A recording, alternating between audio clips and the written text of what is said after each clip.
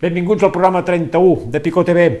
Aquí estem avui una miqueta més reduït el programa, farem dues seccions, primer de tot la previsió pels propers dies i després les teves imatges en música.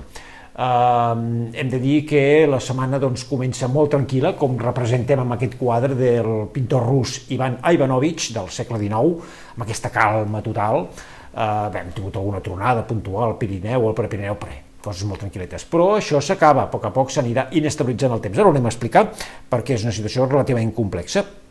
A veure, aquest és el mapa previst per demà divendres, en el que veiem ja els canvis. Per una part, tenim aquesta dorsal anticiclònica que la tenim a sobre i té tendència a anar-se escanyant entre aquestes baixes pressions de la zona de les Açores, entre Madeira i Açores, més aviat Açores, i aquestes baixes pressions també d'Itàlia, Grècia. Però el que hem d'estar pendents és de la bossa freda que s'ha despenjat del nord de Noruega, aquí la tenim, i que viatja cap a Alemanya. Mirin el recorregut que farà, això és previst per demà, per cert, demà a la tarda ja veurem símptomes de canvis de temps, sobretot amb alguns núvols, amb una baixada clara de la pressió atmosfèrica, ja que al cap de setmana tindrem pressions del voltant dels 1.005 mil·libars.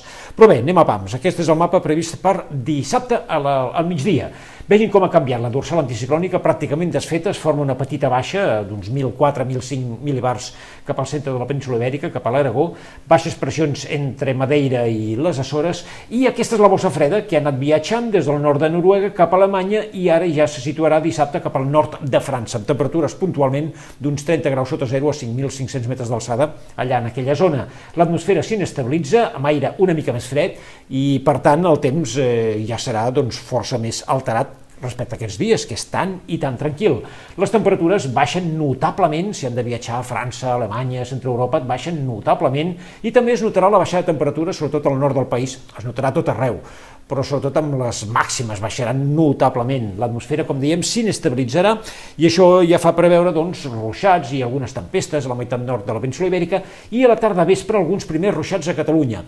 Entrada a la nit matinada poden guanyar terreny, fins i tot afectar algun punt de la costa. Ho anirem veient, són situacions no massa fàcils de concretar.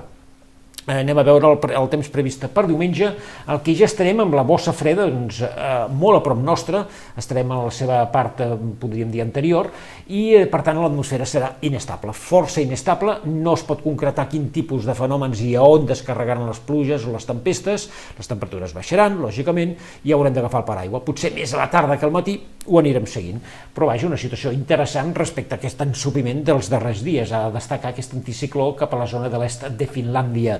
Anem a veure les precipitacions, però això canviarà, no ens hem de fixar massa en aquests mapes de precipitacions perquè segurament a la següent actualització dels models d'aquí 6 hores diran coses potser diferents, però vaja, denoten la inseguretat amb ruixats, amb alguna pluja, amb alguna tempesta que potser poden ser puntualment fortes a partir de migdia de diumenge, que ho anirem veient.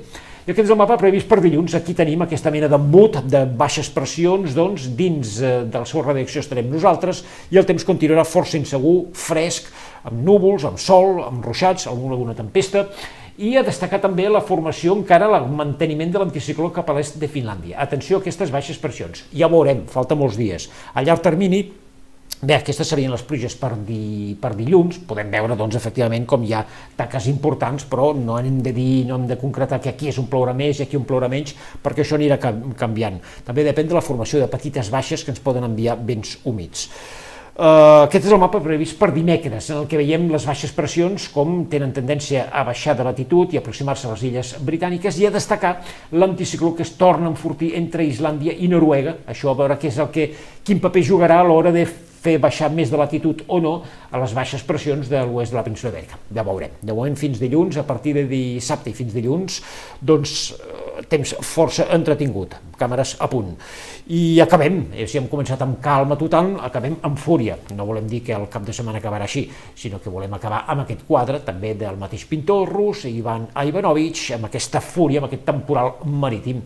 Ara tot seguit podrem veure les imatges que vosaltres ens haveu endut, una selecció amb música, avui també, com la de la setmana passada, de Johann Christian Bach, però una altra sinfonia, un dels 20 fills de Bach, podrem escoltar la sinfonia número 2, opus 18, força entretinguda, i què més, dissabte de la setmana vinent, no aquest dissabte de la setmana vinent, hi ha un gran concert a l'auditori, de Barcelona amb l'Orquestra Simfònica de Barcelona i Nacional de Catalunya, concretament la Simfonia número 6, Patètica, de Tchaikovsky, i el concert per violí i orquestra, també de Tchaikovsky, per cert, tocat per Janis Jansen, una dels millors violinistes que hi ha en aquests moments al nostre planeta. Per tant, fantàstic el concert. I per què els hi diem? Perquè tenim 4 entrades per regalar, 2 parelles, 2 entrades per una persona, 2 entrades per una altra.